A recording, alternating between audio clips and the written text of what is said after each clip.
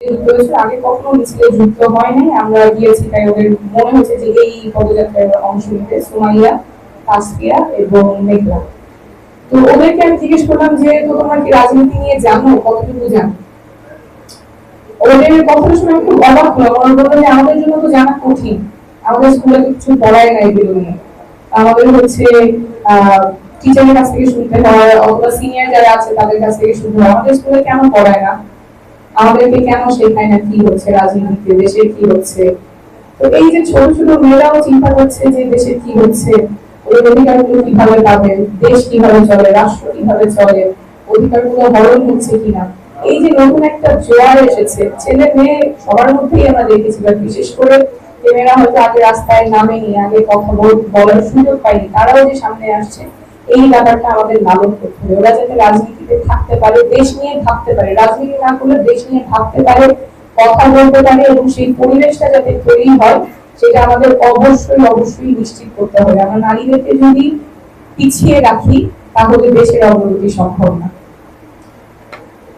আমাদের সমাধানের পথ তো অনেক, আমি দুটো স্পেসিফিক বিষয় নিয়ে আলোচনা করব। একটা হচ্ছে পরিবেশ।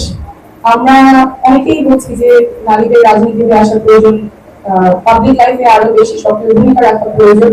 এটা অবশ্যই প্রয়োজন, সাথে সাথে মাথায় রাখতে হবে পরিবেশটা কি তাদের জন্য নিরাপদ কিনা। পরিবেশটা যদি এত আনফ্রেন্ডলি হয়, এতটা বৈরী হয়, তাহলে আমরা এই যে আহ্বান করছি নারীদেরকে আসার জন্য, এই বৈরী পরিবেশে এসে তারা টিকতে পারবে না, তখন আবার দেখানো হবে যে নারীরা ফেলিয়ার, তারা পারে না। সুযোগ ছিল কিন্তু এসেছে, টিকতে পারে নাই, কিন্তু টিকানোর যে কোনো ব্যবস্থা সেখানে ছিল না, কোনো পরিবেশ সেখানে ছিল না, সেই কথাটা আর সামনে আসবে না।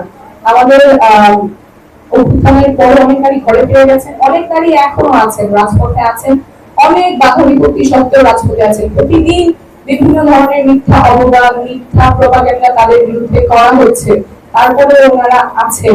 এবং এইটা যাতে আমাদের নতুন যারা আসবে তাদের ক্ষেত্রে না হয়, সেই ব্যবস্থাটা আমাদের করতে হবে, সেই পরিবেশ আমাদের নিশ্চিত করতে হবে। না হলে এই সভা সেমিনারে আমরা কথা বলবো, কিন্তু আসলে বাস্তব মাঠে ফিরে গিয়ে তখন আর নারীদেরকে খুঁজে পাওয়া যাবে না, এবং এই ডিসসার্ভিস আমরা যাতে আর না করি। এবং আমি চাইবো সকল রাজনৈতিক দল, যুব শক্তি, এনসিপি, আরো যারা রাজনৈতিক দল আছে, রাজনৈতিক পক্ষ আছে, সবাই এক হয়ে নারীদের সুস্থ, সুন্দর, নিরাপদ পরিবেশ তৈরিতে কাজ করবে। যেমন আমি পার্টি বলতে গিয়ে আমরা আরেকটা সমাধানের কথা বলছি, যেটা খুবই সিস্টেম ইনফ্রাস্ট্রাকচারাল চেঞ্জ, যেটা দীর্ঘমেয়াদী নারী নেতৃত্ব উঠে আসার একটা প্রক্রিয়া তৈরি করবে। আমাদের সংসদে যে 50টা সংরক্ষিত নারী আসন আছে, আপনারা অনেকেই জানেন, তবে যেই ব্যবস্থায় 50টা সংরক্ষিত নারী আসনে নারী এমপিরা যান, সেটা হচ্ছে দলের কোন নেতার মনোনয়নের মাধ্যমে, তারা সরাসরি ভোটের মাধ্যমে সেই সংরক্ষিত আসনগুলোতে যান। যেহেতু জনগণের সরাসরি ভোটে যাচ্ছেন না, দলের কোন নেতার মনোনয়নের মাধ্যমে যাচ্ছেন, তার দায়বদ্ধতা সেই দলের প্রতি থাকে, দলের নেতার প্রতি থাকে, জনগণের প্রতি দায়বদ্ধতা থাকার সুযোগটা হয় না। তারপর যখন উনি সংরক্ষিত আসনে যাচ্ছেন, যেহেতু তার কোনো কনস্টিটিউয়েন্সি নাই, কোনো নির্বাচনী এলাকা নাই, তিনি কার সাথে কাজ করবেন, কার জন্য কাজ করবেন, জনগণের জন্য কাজ করার জায়গাটাও কম থাকে। আবার জনগণও এখানে বঞ্চিত হয়। কোন এমপি সংসদে যাবে, আমার হয়ে কথা বলবে, সেইটা বাছাই করার সুযোগ তো জনগণের থাকার কথা, কিন্তু যখন সংযুক্ত আসনে মনোনয়নের মাধ্যমে নারী এমপিরা নির্বাচিত হচ্ছে, তখন জনগণের আর কোনো রায় দেওয়ার সুযোগ থাকে না।